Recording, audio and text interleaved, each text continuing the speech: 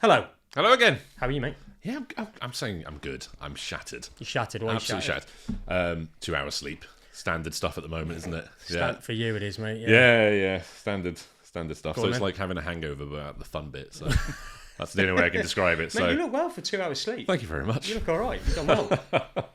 I'm doing my best. Then again, I suppose your body's kind of used to it now. Yeah, I think it is. I think it would struggle now if I had 4 hours sleep. Yeah, fair one. So Got a guest on today. yeah, back to it. Dad. The guest we were supposed to have 2 weeks ago. Yeah, it would have been, yeah. 2 weeks ago.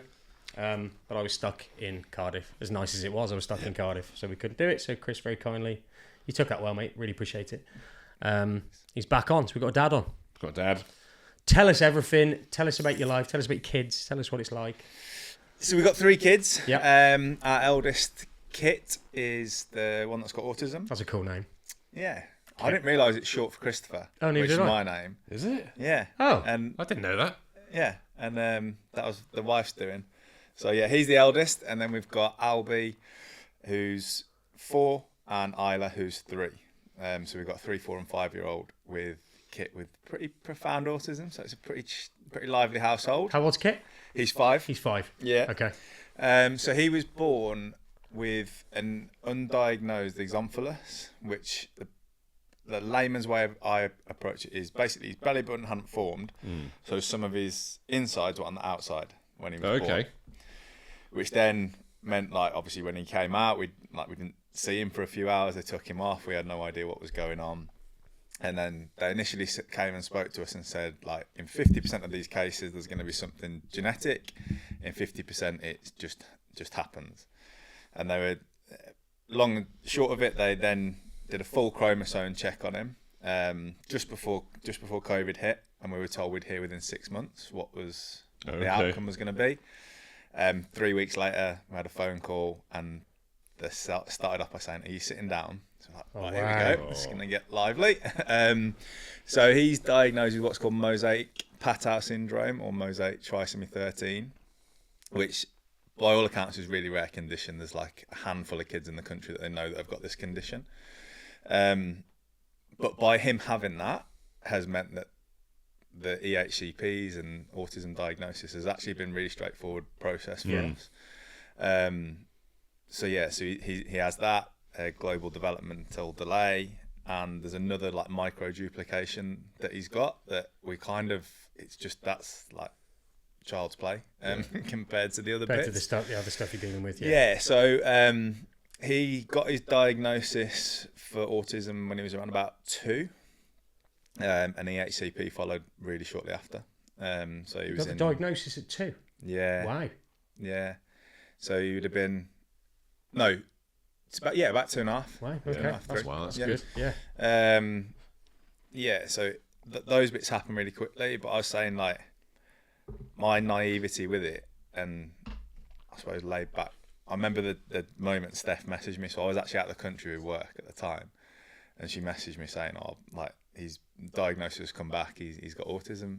And I replied, "No shit, like, obviously." But that was it. And I was sat around a table with people at the time having some food, and I was like, "Oh, Steph just messaged me. Kit's got autism," and then just carried on eating and like didn't really pay much attention to it. And it's only like of late that starting to now like understand exactly what that's meaning, and seeing that within him.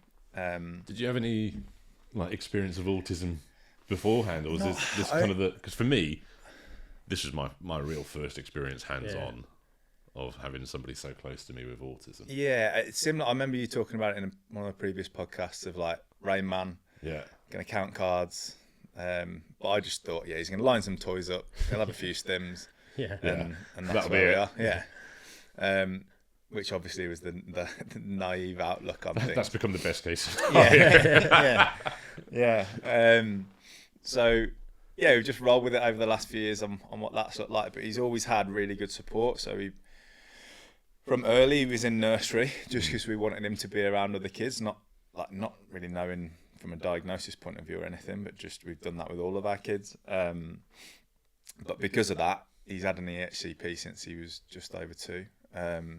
And I always remember people saying, like, "You're so lucky to have that so early," and to have that at that age is unheard of, sort of thing. Yeah. And again, never really took it in because that's I've got nothing else to compare against and compare with. Yeah, that is 2.5. That is good. Again, but we've talked about it before, where the severity of diagnosis, everything's much more clear cut, isn't it? Yeah. So there's no question at that end. There's no ambiguity, is there? No, exactly. In this, is if it's profound, it's like it's obvious, isn't it? Yeah. It's the ones that we said before that fall between kind of specialist schools and mainstream schools. Yeah. That's where obviously it becomes a lot harder, and the LA get much more involved in their opinion as to where the child should go. But being profound, and it's obvious in every tick box that you need to go through. He ticks. But I suppose the bit that we don't completely understand is how much is the mosaic trisomy 13, how much is coming from that, and how much is the autism diagnosis. That's what I was about to ask you. So typically what traits come with the mosaic? Trisomy 13, it's called mosaic Patau syndrome. Okay. They know so little about it. Because so few of... Yeah, right, okay. So there's a charity called Unique, which looks over like rare chromosome disorders. And when you have one, you can register with that charity and they'll then know. And so we did that obviously with Kit, and they know of 2 other families in the country that have got a child with mosaic Patau syndrome. So I reached out to one of the mums of one of the other families. Yeah. And her daughter is like in a specialist school, but she can speak, she can like read and write to a degree. She's, like I say, she's in a specialist school, but she has episodes of like epileptic episodes. What word am I looking for here? Why has it gone? It's like seizures. Okay, yeah. So she has seizures, and she's had to have like heart operations and stuff like that. So it's not just a psychological disorder then, there's other things that come into it. There's other things that go into it. When the lady phoned to describe what it was, as I mentioned that phone call, she said that there was a patient that they knew years ago that had gone on to go to university. So through work, I do quite a lot of like personality profile testing. Yeah. And often I'll come out on the optimistic side. So I was like, well, that's all right, then that'll be what he has. And it's only really been the last 6 or 7 months where that's complete my mindset's obviously that's not what's happening. And that's because it's a 5-year-old, obviously, because he's developing more. It's becoming more and more obvious. Yeah, I mean, when you look back, it's pretty obvious. Yeah, well, we do that. Sometimes it throws a photo or a video up, and we look at it and go, "How did we not know?" Yeah, but it's that self-preservation thing as well, isn't it? Self-preservation, but going back to what you said there, I've said this before. I remember earlier on when Lydia was like 2 or 3, and it was becoming apparent she was autistic. Is kind of again just doing things like, who are the most successful people that have autism, and you'd be bringing up like all these big names, the founder of Apple, all these scientists, and you're like, it's okay, it's fine. She's just going to be a bit quirky, but she'll be super intelligent, and everything will be a-okay. But as the journey went on, it's like, nah, that's not the page we're on. There's going to be a few roadblocks on this journey. So have you been quite laid back? Did you kind of take it all right?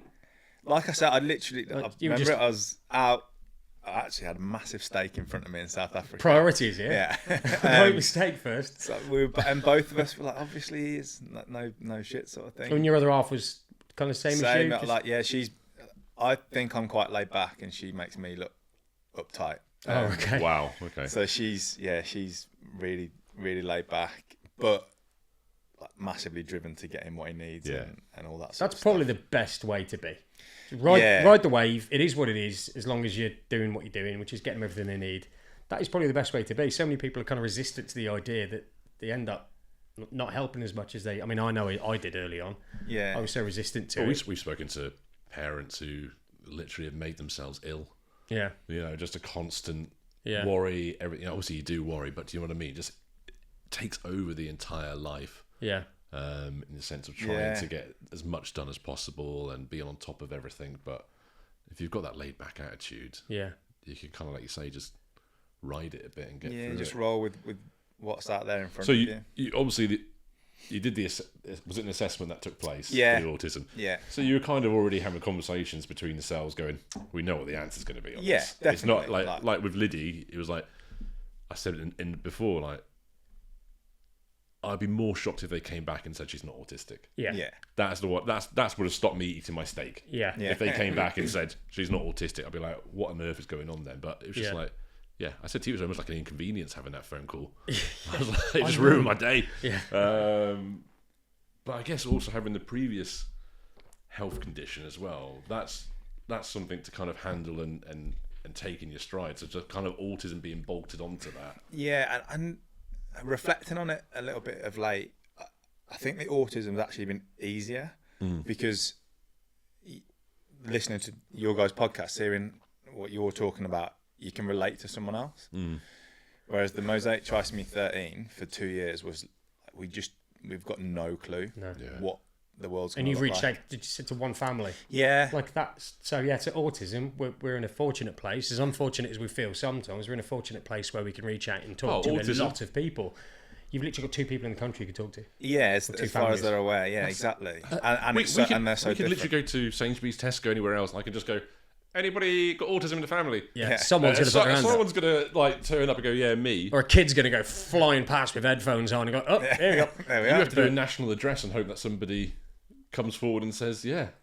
So that, and it's so varied. Like I said, that little girl has her own significant challenges, but they're so different to kids. So even that's like, you couldn't compare like, they're walking at the same time. Like she talks and stuff like that. So you Kit's can do a comparison with like, so this is what the future is going to be for Kit. We're just, a year or 2 behind, but we know it's going to be. Or he might look like this other person that's got it because there was so little of that. Where with the autism, there's obviously comparables. Everyone's individual within it, but there's comparables that you can pull out.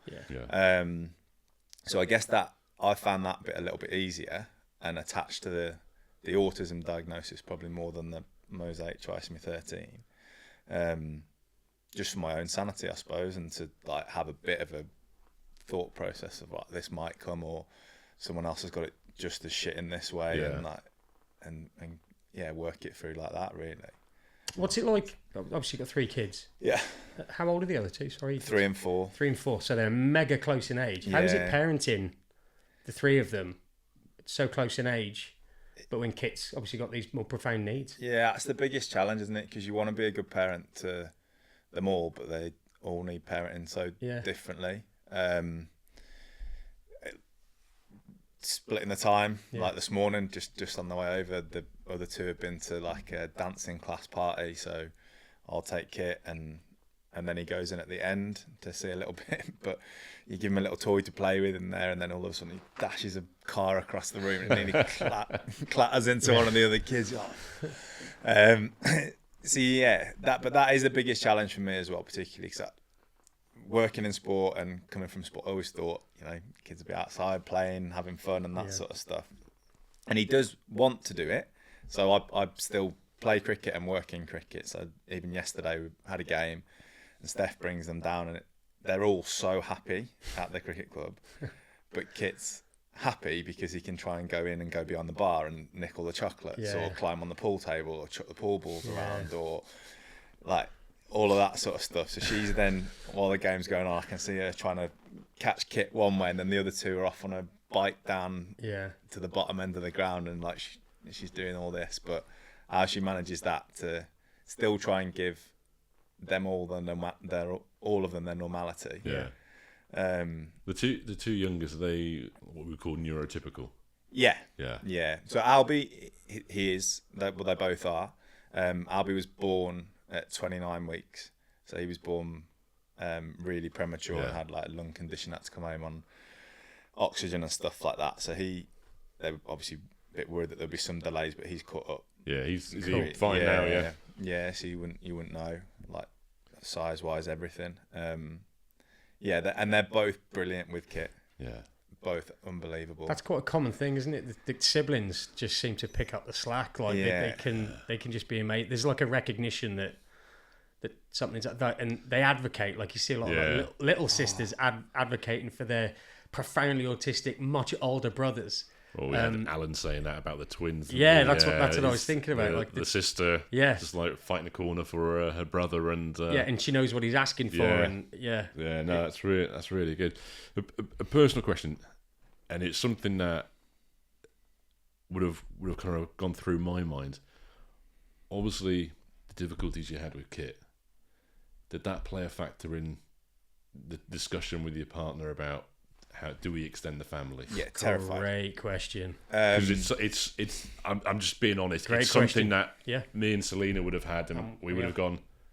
I don't know whether we should roll the dice, because we're obviously. I'm a bit older, but it's like, do we roll the dice or not roll the dice? Yeah, brilliant question. Yeah. I mean, we were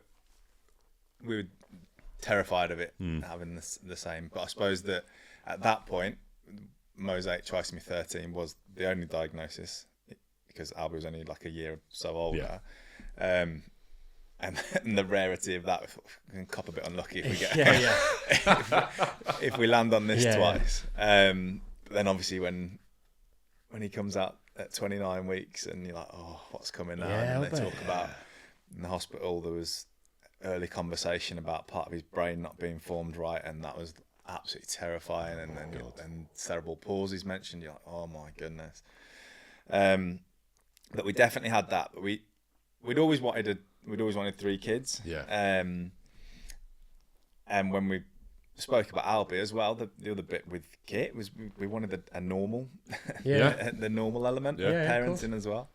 I just don't think anybody would begrudge you. That's what you set out for, really, isn't it? Yeah, it's not what you're expecting, isn't it, at the start? So we're always willing on the 2. The third one, we spoke about having a third, and then I remember we were actually on holiday up in Scotland, and we'd just been for a drink, and it was chaos. Albie was on his oxygen, Kit was all over the place, and we walked back, and I was like, I don't think we can have a third.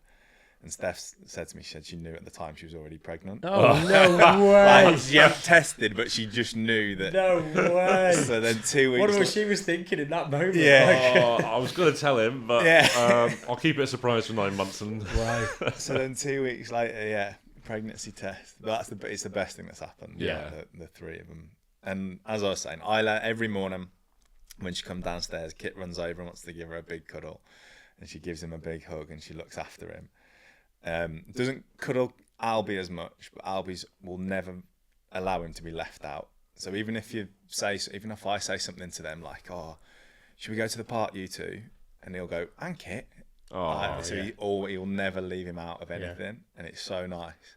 The most proud bit of parenting for me is how they're looking out for Kit, which is nice, and then he interacts with them as well. And that means, when we talk about this a lot, when we're gone, you've got those 2 there, definitely to be with him, and they'll clearly, if they're doing this good a job now, they're going to do an amazing job when they're adults. Definitely. That's really cool. I mean, I know how I asked that question just because I've got a 17-year-old, so the gap is massive between him and Thomas. But even I have to keep catching myself going. I like go in his room, like he's in his room, he's playing his computer game, and that's where he likes going. So it's easy for me to forget that he's in there. Yeah. Because that's where he likes to be, and I just have to keep reminding myself, just stick my head around the corner. Hello, mate, you okay? And he's not giving a shit. He's got his headphones in, going mad, playing a game. He's like, "Yeah, I'm good, Dad." And I'm like, "Cool, that's fine." Like we took him to the cinema last night. So it's hard. You just got to remind yourself that there is another kid here, and they do need you. You still got to parent him, but it's so time consuming with the one that's got the needs. Yeah, it is, and everyone's going to be doing it. Everyone's going to have to keep checking themselves and reminding themselves that they've got. I think it's circumstance, but with all the kids, we've never routined. Okay. Never been like, you've got to have a nap at this time, and you've got to do this and that.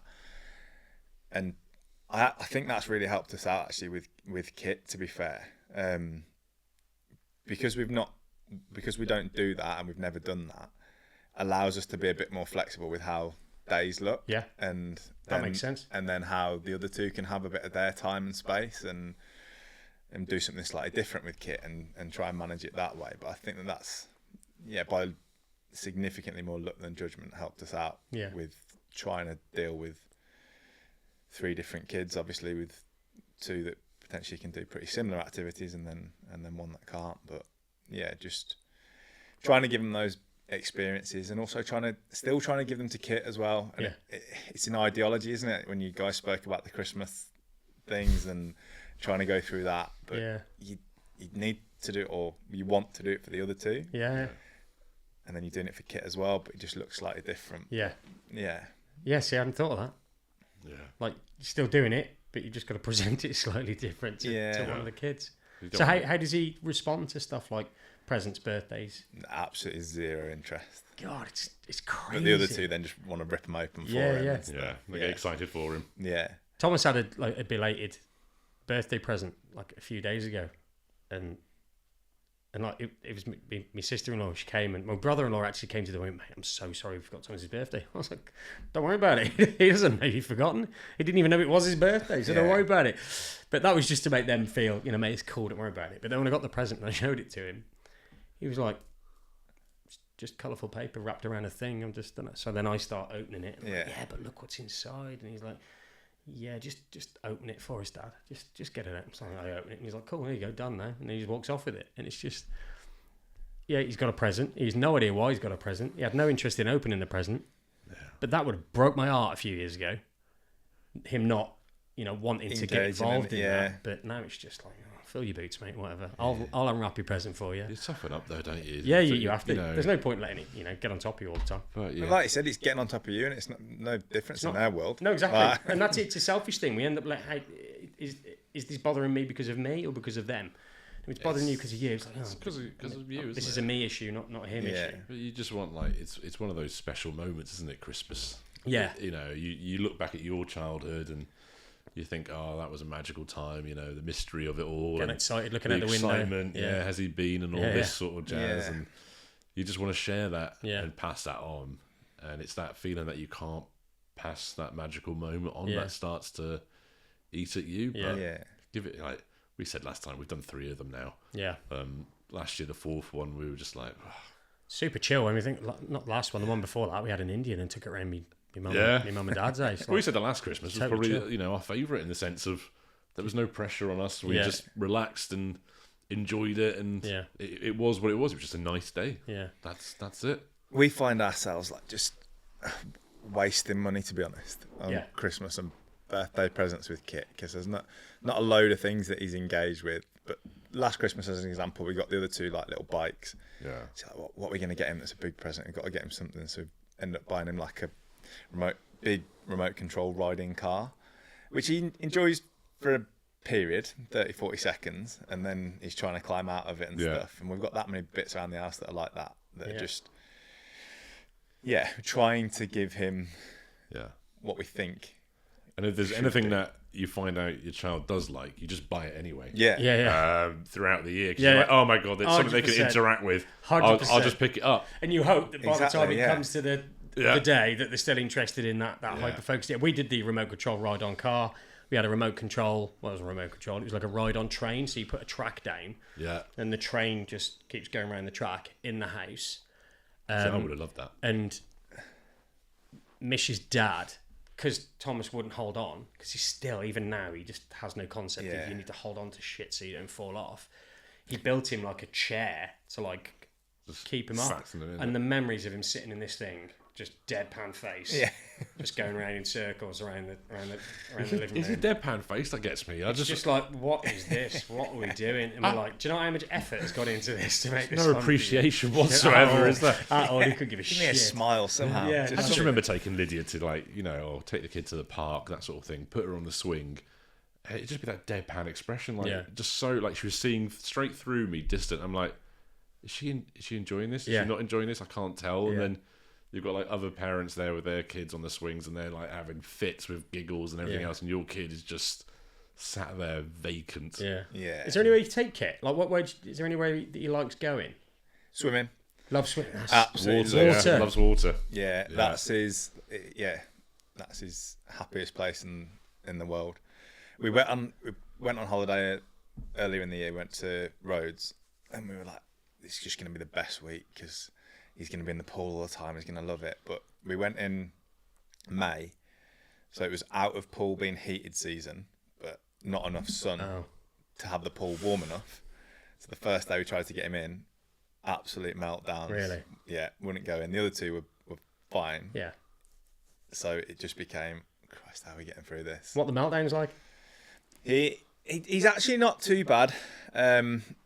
to be fair, like in the pool, it's just tears. It's tears. It's kicking out. It's lashing out.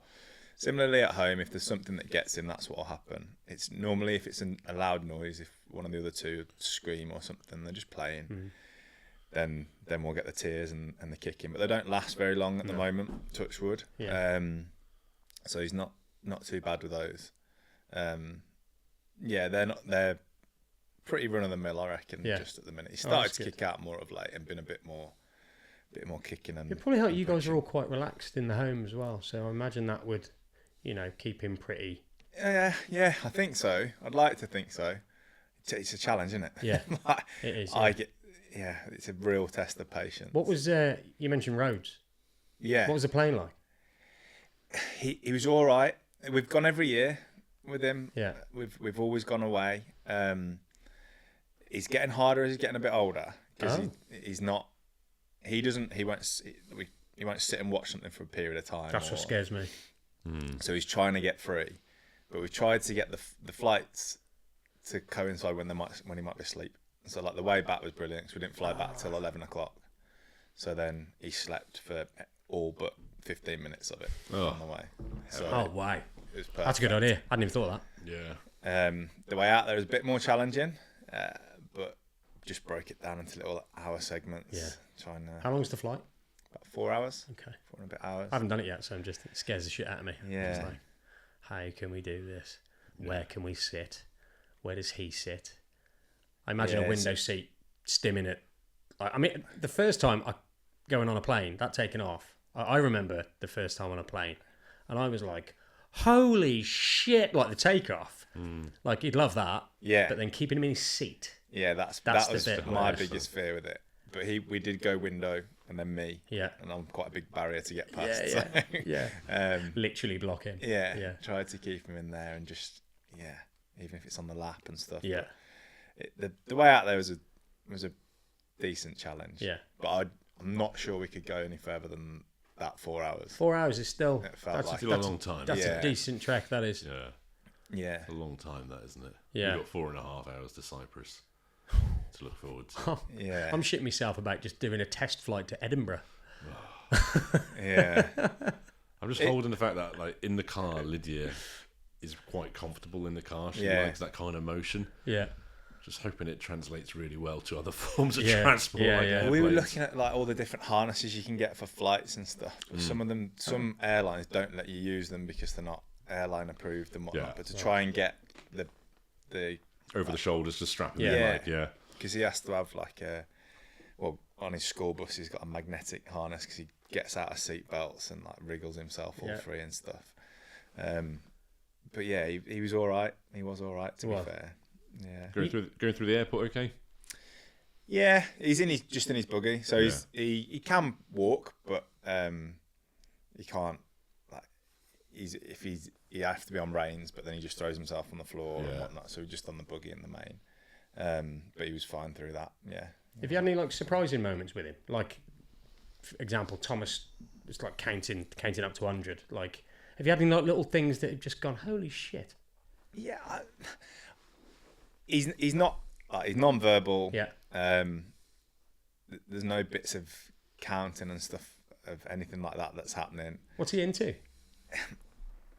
Very there's not much that we can go like this is what he's into. No. Fireman Sam is out if we need saving, Fireman Sam comes to the rescue. Yeah. So he helps us out. He quite likes little cars, like the little monster truck cars and stuff, and watching them go down and whatever. But nothing will hold his interest for more than a minute, 2 minutes. Yeah. So that's like Lydia, because Thomas is obviously way into road traffic signs. He's gone for hours, like just looking at cards. But Lydia is like the same as what you mentioned there with Kit. Like, there's nothing that I can pinpoint that is like something that she's so into or invested in. Yeah. She'll just go from one thing or just bounce to another thing. One minute she'll want to go do a bit of trampolining. Next thing is she's got like, those noodles and she's like dangling them. Next minute she's popping her head round to see Hey Dougie, and that I can't go, oh, this is something that we can just keep buying this and she'll forever be interested in it. So it makes buying gifts quite difficult as well. Yeah, we've not got anything like that, and you try and do the things like we try to make his room into like a sensory space and put the lights up and stuff, and then he just fucking rips them off and like tears them to pieces. Books, he's picking up a load more books at the moment, but just to rip them apart. And that sort of stuff. We did that. We had a sensory room. It's now the dog room because he was like not using it. It was like a playroom, sensory room. All the stereotypical shit that you put in a room, you know, all the lights, and we had all these foam things everywhere and multicolored stuff. And you would do the same. You just pull stuff off, like the mirrors that you could stick on the wall. Pull them off. Books. If he's not really interested in the book, like he is the theory test books at the moment, he'll just pull pages out, just maybe because of the sound of it. I don't know, but the sensory room thing though, like I thought, with Lydia having autism, we'll need to get all these like lamp, the like almost like a lava lamp, bubble lamps, and the what they're called, the like strings that come off with the fibre optics. Fibre optic. I was thinking, we'll have to kit the house out like that. We take it to like soft play where there's a sensory room. She just like couldn't give a shit. Yeah, Thomas didn't. I was expecting her to be like attracted to it, like a moth to a flame, and just be like absolutely mesmerised, and she'd get something from it. She just goes in there and just wanders around. It's like, well, that's kind of when we all make the mistake of thinking that, and we learn over time, don't we? My kid's got autism. Cool. Then that means he's going to like this. That means he's gonna like this. Like you said, a bit lining cars up and stuff like that, or lining up objects. Thomas does some stuff and doesn't do a lot of stuff. He's never lined anything up or put things in a line, but he does do them in an oval. Oh, right. So those cards that he likes playing with, he'll put them in like a semicircle, not an oval, a semicircle, and then just sits there and kind of looks at them like that. Like we walked into a room to just like this perfect semicircle. I'm like, what the fuck? Like, and he's done it. We're not like there's a ghost done it, but you just walk in, you're like, what? So he does all this weird shit, but it's never that stereotypical. No. How does Kit sleep then? You were talking about sleep earlier. Yeah, he's not the worst. Like Can you finish that sentence? Like, whoo. I'm well aware of that, but he's been challenged forever. So we've tried all sorts, like you did. The thing that worked for a period of time is we bought a tent and had a tent in the house with his mattress in. Yeah, and that actually got him sleeping a bit more. Oh, which was. Yeah, out of nowhere really. But where he is now, he'll go to bed. I like that because that is an autistic parent's brain. It's like, try and you know what, at work, we'll just put a tent in the fucking house. Yeah. And like nobody else would think this, but as an autistic parent, you just go, it's fucking wacky. I hear that, and I'm like, that makes sense. Yeah. But like other people going, what? You put a tent in the house? What are you doing? Yeah. So we've got a tent up and put that in, and it could zip up. And then when he worked out how to open the zips, is when we were then, this isn't going to work. Yeah. And then he'd try and get out and like push the tent over. But that was a good period of time when he did work. At the minute, to be fair, he goes to bed about 8, half 8, and then we do get a block, so we'll sleep till like 4. Okay. 4, half 4, and then we're on it. Yeah. Is half 4 like better than what it used to be then? Yeah, so we used to be like middle of the night. Yeah. And then this tent got us a period of time. So we used to be up and down a few times. This is like another thing, because me and Selena talk about this. Like, if Lydia's fallen asleep at 8 o'clock, for instance, we know like chances are she's going to be up at 1 or 2 o'clock, something like that. It's then going as an adult with everything else that's going on, work and getting yourself ready for the following day and all the other things you have to do around the household. Yeah. Having to have a conversation with yourself and your partner going, well, we need to be in bed by now, like 9 o'clock at the very latest. It's like, it's not doable. Yeah. I can't just go. Like, well, you can do it. You just have no life. Yeah. That's where we are with the early rise, because obviously for a period of time there was the other two being younger and also broken sleep throughout the night and all that sort of stuff. So we're 9:30, get our head down, because we know that both of us working. When I'm around and in the country, we go every other day. Like one of us does the early one of us stays in bed a little bit longer. Obviously when I'm away, she somehow manages to battle through and do it on her own. So we're trying go like that. But like I said, I know he's not the worst, but still at 4:30. And the thing is, he's the happiest little boy in the world all the time. And at 4:30 this morning, when he woke up, I went downstairs and he's just like laughing his head off, kicking his bed. I'm like, oh. This is where you wish it was a ghost, don't you? Yeah. So the sleep bit it's a challenge, but it's, again, and genuinely not blowing smoke, but listening to the podcast made me realise it's not that bad. Like someone else is in a worse place. We do that a lot. I mean, I think I mentioned. Did I mention that that early birds course that we were put on after the diagnosis? After the diagnosis, So there's no parents. You're not speaking to anybody, and then you get put on this course, and you sat there, and all of a sudden you're all sharing these horrendous stories, and you sit there and you go, "Oh, I need to shut the fuck up." Yeah. Like, you guys have got it like pretty fucking shit. But then they come back and they're like, you think that's shit? What about the story you told earlier? So it's all relative. Things that you think are horrendous for them, they think you've got the most horrendous story as well. So it's just definitely everyone's just got different. You're just in that bubble, aren't you? We've talked about it before. Bubble you just of weird shit happening. Yeah, just thinking you're the only person going through this or the only family going through this, and then like you just start meeting other people or discussing things with other Sen families. You suddenly realise, and it does help. Like, it helps really massively, doesn't it? Yeah, like, it opens the world up massively. Yeah. And it's weird, this whole podcast thing. We had a lady sent a message. I'm not sure if you saw it. She was like, "Oh, somebody recommended the podcast. I've just realised it's for dads." And it's like, no, there's more women. There's more mums in this community than there are dads. The old Yorkie bar. Everybody's welcome. But like the community is it's so helpful. It even now. I mean, it's been what? Is this number 12? Number 12. This is number 12. So it's been 12. It's been 12. 3 months. And I'm still, I read stuff and I'm like, oh, that's good. I like that. That's made me feel better. Yeah. You know, just hearing these stories and similar stuff. Or if it's even on Thomas's birthday, like going out to the trampoline, I think I miss, because I'm so used to him, the amount of people that have absolutely nothing to do with autism. They saw his reaction to that trampoline. And the feedback I got from people I know, friends and even family, were like, oh wow, that's amazing. And I'm like, yeah, like this is just him. Like he doesn't get excited about stuff on his birthday. This is normal, guys. This is what I've been trying to tell you for a long time. Like this is, and it's because I opened that back door and he's looking at this trampoline like he's scared of it. Like, why is that in the garden? And it's like, dude, that's yours. And he hasn't been off it since. Yeah. But it's mad. I love it. It's that relatability, isn't it? It's like, like you said, family, friends, they try their best to relate, but unless you're going through it, I just don't think you can understand. No, that's a fair point. If someone's like trying to describe, I don't know, an Italian pasta dish to you, and they're describing it, they can describe it as best they can until you actually taste it. Yeah. You've got no idea truly of what it's actually like, and that's very much like family, friends. They can be as supportive as they possibly can. Yeah. And it's appreciated, and it's certainly not knocking anybody that kind of offers that support, but it's the people that live it, breathe it, have to deal with it. They're the ones who truly understand. Yeah. How did everyone respond, like family and friends? I can't really think of like the moment as a response of it. No. It might have been just because we were like. Because you guys were quite chill with it. Yeah. Yeah. So it might have just, I can't think of a moment.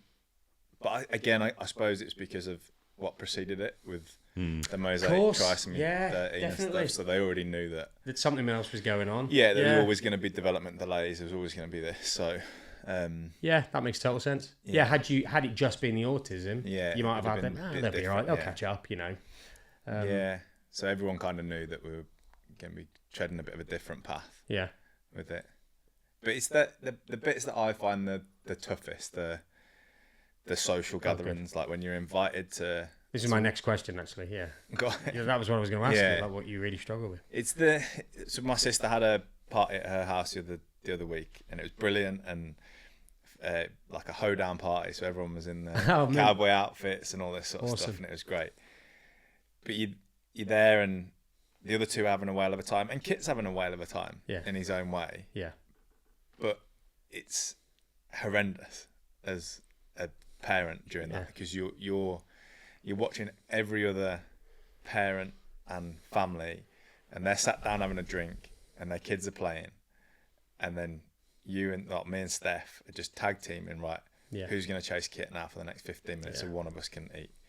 And I reckon I had about a 8-second conversation with someone throughout the whole night because I started a conversation and then kept run off. So Yeah. then you going and chasing him. So they're the bits that I really struggle with.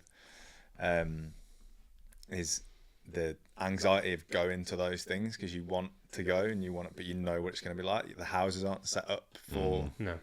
kids No. like that.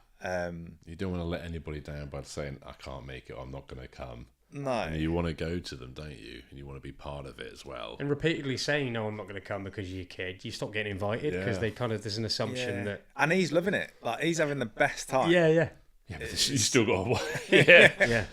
We went to the park the other day, and Selena's brother and his partner with their girl came, and we were all just kind of sat on the grass. But literally every 30, 40 seconds, either me and Selena or Selena had to get up because Lydia just wanted to elope. Yeah. Yeah. So she'd have like it's almost like a 20-metre barrier. As soon as she reached that, one of us to get up, run, bring her back, and sit down, and then she'd just start all over again. And that's how it was. Yeah. So I can understand what it's like. Yeah. When you go to these things, you just constantly like, how I've described it, like when you're parenting kids, you're obviously always switched on, but you get like microseconds when you can switch off with neurotypical kids. With Kit, there is no switch off because you know that if there's a window that he can find to climb out of, he'll be trying to find it. If there's a knife somewhere on the side, he'll be trying to get it. If there's a hot cup of tea, he'll be trying to pull it over. Yeah. Like whatever it is. And people, understandably, don't think about those things because you wouldn't. Like, so our house at home, it's like stair gates everywhere, locks on every window, locks on every door, kitchen cupboards. maximum security Yeah. prison. He's a climber. He climbs on everything. So all the kitchen cupboards have got locks, but he's now realised that he can use the handles to climb rather than pulling the drawer open to then climb on the drawer. So he's now in, Part of you, It's part of you like has to go intuitive. like, this is it. Yeah. That's actually quite clever. I've got to give it to you. You Yeah. problem solve well there, kid. Yeah. Yeah. You kind of appreciate it. You go, oh, Yeah. But then I suppose the other challenge with that is then, so he's climbing on the worktops and you're just pulling him down gently and whatever. But then one of the other kids does it and you're like, fucking get off the worktop. Yeah, You yeah. know, like, Yeah. But they're like, well, Hang kids on. allowed on there. Yeah. Like, what's going on there? So it's trying to educate them, I suppose, that it's different for each of them. And that's tough. That's tough because I realise you're saying it's different, but why is it different? Yeah. Why should it be different? But Yeah. yeah, we all know it is. But Definitely. like Thomas, he burnt his fingers on the hob. Did he? Yeah, in the week. And we've been saying, don't touch hot for years. Don't touch hot. And he's never burnt himself. This is the first time he has. And I kind of said to him, he's got these huge blisters on his knuckles. And he was doing, I don't know why, but he put the back of his hands on there. He says, look, because normally we only have the back ones on. Yeah. The front ones are off. The front one had been on prior to her cooking for him. Yeah. But it'd been turned off and it was still hot. He'd done that. I was like, well. So then I'm looking at I got his hands and I'm going, hot. Like, now you know what that word means. Lesson. Yeah, like, that's hot. We've said it for years. You've been looking at us like, fuck's hot mean? Yeah. That's hot. Hopefully he's gone, oh, probably hasn't. But hell of a blister. There's huge, big blisters on there. He took it well, actually. Kept his hand in a pan of water, left it there for ages. We thought, how are we going to hold his hand in? He was doing it himself. He was like, oh, this is quite nice. Like, oh, well done, lad. They surprise you, don't they? Yeah, oh, big time. Always getting surprised. We normally do good and bad. We didn't do it last week. We didn't know. Have you got any good and bad stuff that's happened in the week? Yeah, the good was definitely a yesterday thing. Like I said, down at the cricket club, just watching them all playing and having fun in their own way, and the space that they've got at the cricket club. They all know Kit, so him running behind the bar doesn't annoy anyone as such. Like, they know where he's at. Yeah.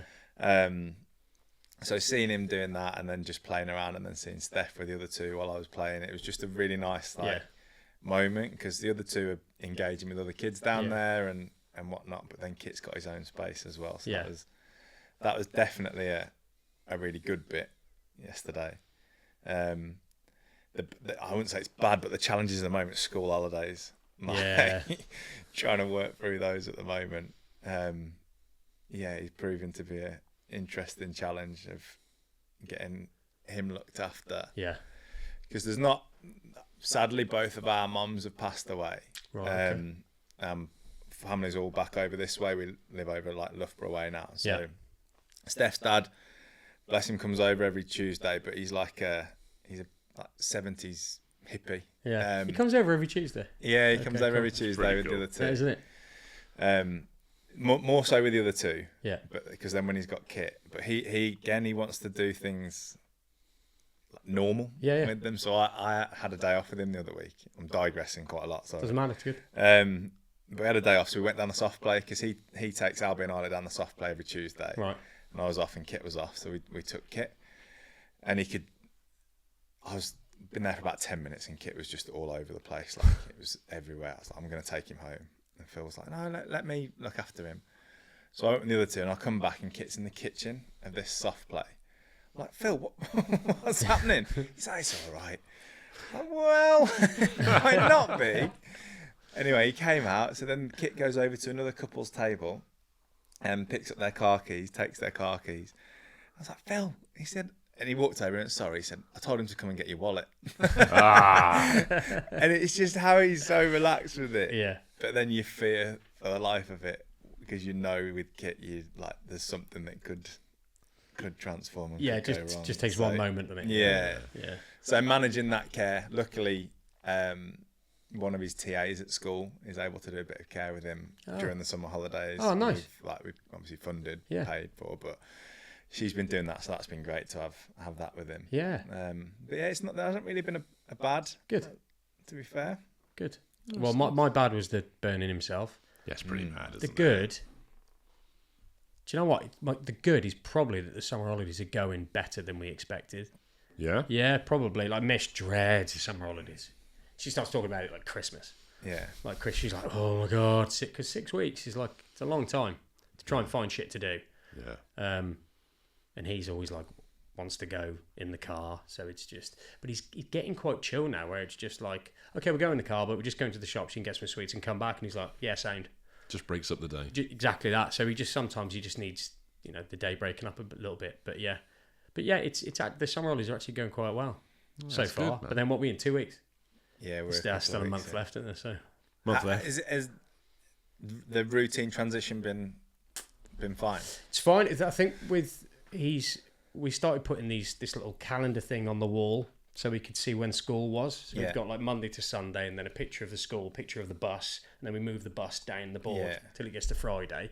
And then the first day of the holidays, he's come downstairs and then looked at that board. He comes like, because our stairs kind of do this. So he's come down the stairs and he looks around the corner and he's seen that the school and the bus is gone for the full week. So every time he looks, he can see that that's a free week. Yeah. So yeah, he's kind of got a good understanding of these communication cards. Have just been an absolute dream.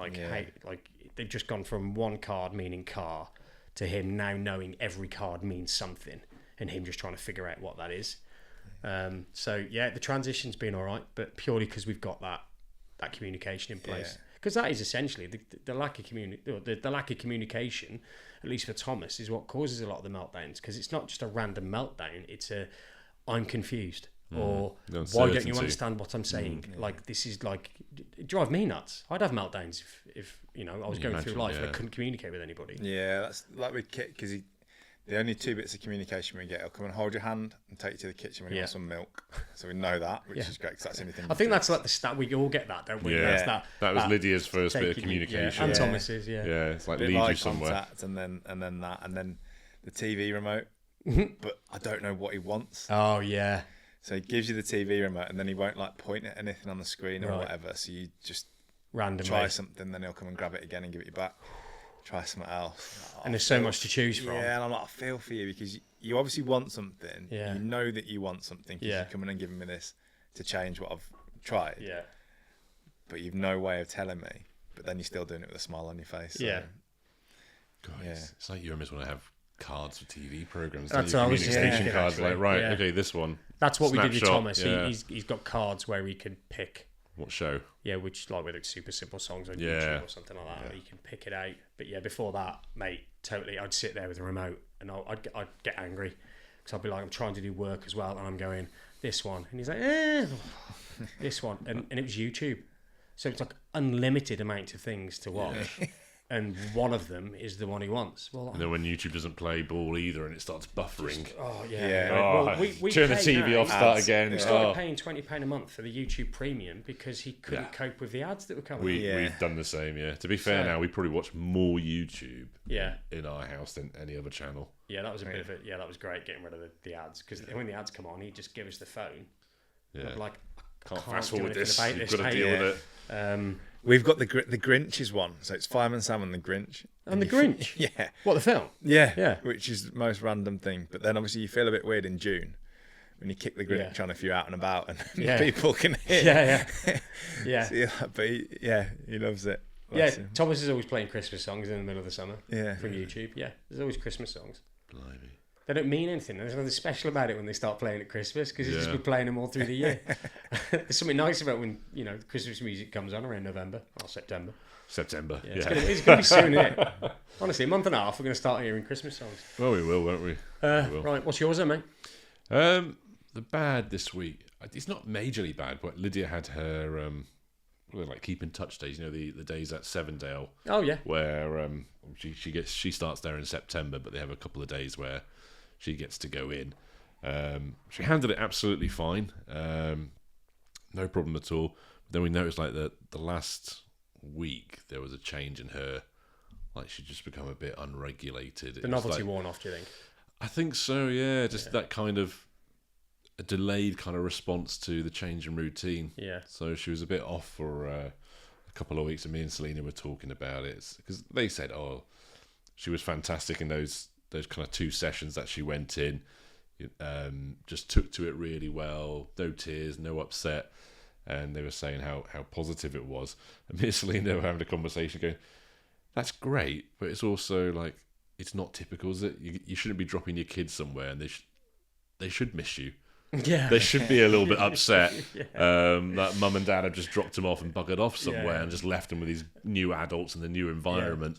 But that's like, I guess that's another thing with autism, isn't it? It's that kind of, and that's the worrying thing. You just stick them in the new environment sometimes, and some of the kids will just be like, fine, no problem at all, and just it's carry a hard on one. doing their thing. You want them to miss you, but you don't want them to be having a horrible time. It's odd, isn't it? It's strange. It's just like one of the things there. But I think what happens is when they do see you after being away, there's a response there. Yeah, okay, cool. We get that with a child. I picked Lydia up from the childminder on Friday. Yeah. She was doing her own thing. Heard my voice, poked her head out. I was like, smiles, and started to meander over to me. So that's just one of those things. But the good, again, it's. To most families, it's probably not a big thing, but to us, it's huge. Again, it's something that maybe 12-month-old or 18-month-old kids would do, but we were given by the portage service something to use with Lydia, and it's basically three different coloured shapes. When you have to slot them into the relevant holes.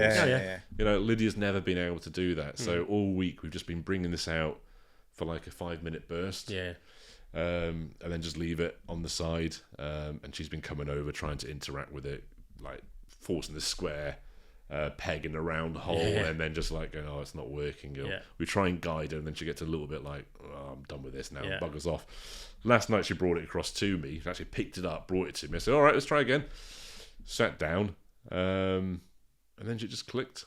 She was like, right, okay, the round one has to go in this one, and you just I was taking videos of her, and we did it. She did it about 4 times. By the 4th one, she was like, "That one goes there. That one goes there. That one goes there." And it's just like starting to sink in. So she's never been able to do that. No. Thomas has again one of these autistic things. I thought she'd be able to nail this sort of stuff and be doing binary code by now, but no, it's just a huge kind of moment. I think sometimes when you're trying to teach him stuff, there's like such a lack of interest at the beginning. It's not that they can't do it or they can't learn to do it. They're just like, why? Yeah. What do I get out of this? What do you want me to do this for? Yeah. And I said to Selena at the start of the week, we had this conversation, and we were just like, we'll just do it for real short bursts every day. Yeah, it's good. Because every time she goes to sleep, you would have thought there'd be some sort of processing going on. Yeah. And then just every day this week, the interest started to peak a little bit more, until what we had yesterday. Yeah. So, that's a big win. Big win. Mate, that's cool. All right, let's wrap it up. Could I say one thing? No. Just before you finish. It better not be about vaccinations. We've already done that. It was just to say, like I said, my personality profile stuff came back. A hell of a lot of optimism kicking around. Prior to the last few months, I probably struggled a lot with accepting the diagnosis for what it was. But what's massively helped in the last 3 months, and this is just a personal thing, but it might help someone else who is in the same spot. But rather than sitting and whinging about it, I've actually then got off my arse and done some proactive stuff. So I did a running challenge through June for the National Autistic Society, which was the physical element, which was great. But at the same time, there's a free government course, Understanding Autism, that I took on at that point in time as well. And it's not really relevant for Kit, if I'm honest, because it's more mainstream autism. Broad, of like integrating into society and those sorts of things. But nevertheless, like, it's educated me on something else. The podcast that you guys are putting out, and that's just made a massive shift to my mental approach to dealing with autism with Kit and parenting him and understanding that it's going to look slightly different. But rather than wallowing, like, actually being proactive and going and doing something. Love it. Been a massive difference. Mate, that's perfect. I'm glad you said that. Because I think that's what a lot of us do. Yeah, we've been, the whole point of doing this podcast was to create a bit of openness, a bit of awareness, and just share some our personal experiences, which seem to resonate with a lot of dads as well as mums. But the wallowing bit, we've talked about it. You're ineffective, aren't you? You're running at maybe 50-60% because you're still kind of, oh, poor me, this ain't fair, and all this sort of shit. Once you get your head around it and do something proactive, boom. And that's when your kids start developing more as well. If you're 100% or close to it, you notice a change in your kids. Right, you got both of you on the same page, and you and your partner on the same page. And that's got to be much more beneficial for the little one, the rest of the children in the family, and you guys as a couple as well. 100%. And you guys seem like you're real strong as a couple. Yeah, she's an absolute superstar. Is Steph, how she handles things and manages things. But I think we work well. Seems to you, mate. Team, which is perfect. Seems to you, mate. Amazing. From what you said. Right, amazing. Thank you very much, guys. No, thank you, Love guys. Really appreciate it, and we will see you next week.